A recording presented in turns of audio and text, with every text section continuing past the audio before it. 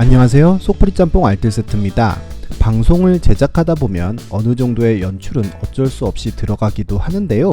방송의 재미를 위해 감안하고 보는 점도 있겠지만 도를 넘어서고 처음부터 주작을 생각하고 제작을 하는 경우도 있습니다.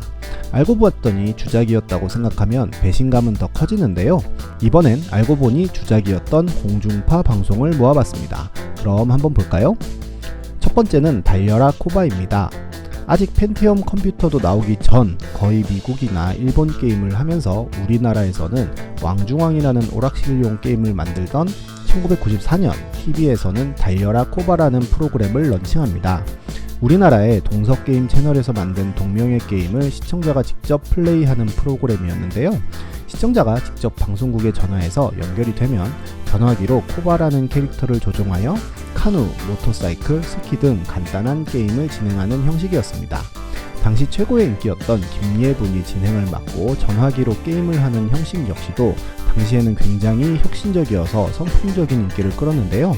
저같은 아재 세대들은 적어도 한 번은 해당 번호로 전화를 해봤을 정도로 많은 초딩들이 연결이 되기 위해 엄청난 전화를 했었지만 나를 포함한 내가 아는 그 누구도 연결은 되지 않았고 그저 TV로 대리만족만 할 뿐이었습니다. 하지만 이 프로그램도 인기를 뒤로 아는 채 종영하였고 먼 훗날에 충격적인 증언이 올라오는데요.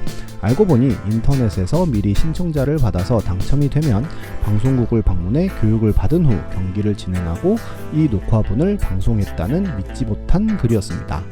생방송이라고 했지만 사실상 녹화방송이었고 수많은 초딩들이 했던 전화는 결국 처음부터 연결될 수 없었던 신기루였던 것입니다. 정말 프로듀스 버금가는 주작방송이라고 봐도 될 것 같네요. 다음은 안녕하세요입니다. 공중파 방송의 컬투쇼처럼 정말 많은 사람들의 사연이 나오고 보는 사람 뒷목 잡게 나오는 레전드 출연진들도 어마어마하게 나왔던 방송인데요. 실제로 방송을 보면서 진짜 저런 사람이 있나 싶은 사람들이 꽤나 있었는데 알고 보니 진짜 저런 사람은 없었던 케이스들이 있었습니다. 2013년에 방영된 친구들이 시도 때도 없이 집에 쳐들어와 고민인 사연의 출연자는 택배도 친구의 집으로 보내고 여자친구 파스타를 해준다며 친구 집으로까지 초대하는 엽기적인 모습을 보여줬는데요. 방송 후 대놓고 조작이라고 페이스북에 밝힙니다.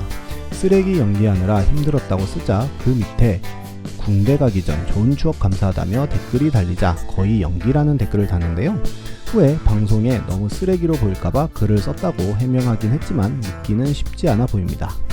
그리고 남편이 주는 월급의 90% 이상을 약술로 만들어 10년 동안 3,000개가 넘는 약술을 담그는 어머니가 나왔는데 이를 못마땅하게 생각하는 남편이 나오는데요.